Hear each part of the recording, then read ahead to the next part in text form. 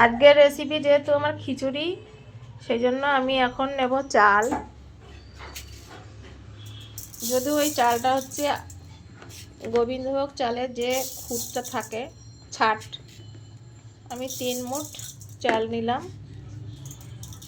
4 মুঠ নিয়েছি, আর 4 মুঠ ডাল নেব।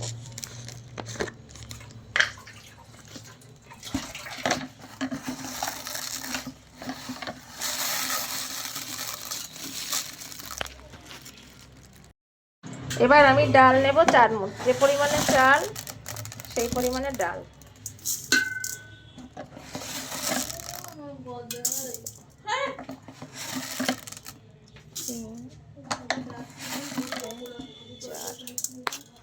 এবার এটাকে আমি জল দিয়ে ধোবো, এবং আমি পাশে তরকারিগুলো কেটে রেখেছি, আলু, টমেটো, আর এদিকে হচ্ছে লঙ্কা, আর হচ্ছে লাউ।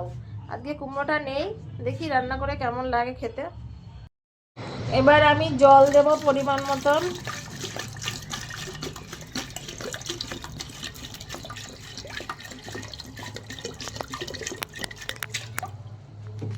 আর তরকারিগুলো সব দিয়ে দেবো, এর মধ্যে বিনও আছে। এবার লবণ দেব, আর হলুদ দেব, সঙ্গে একটু সরষের তেল দেব।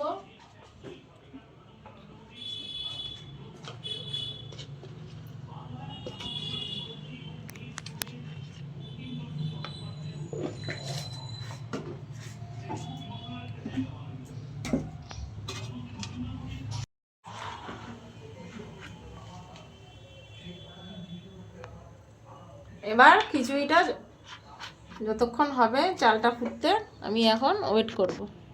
বাদামগুলো রেখেছিলাম, এবার বাদামগুলো দিয়ে দিলাম।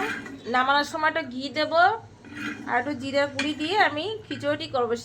শীতকালে আছে খিচুড়ি সবটাতে মানুষের ফেভারিট, গরম গরম খিচুড়ি, আর সঙ্গে আমি একটু চপ ভাজবো।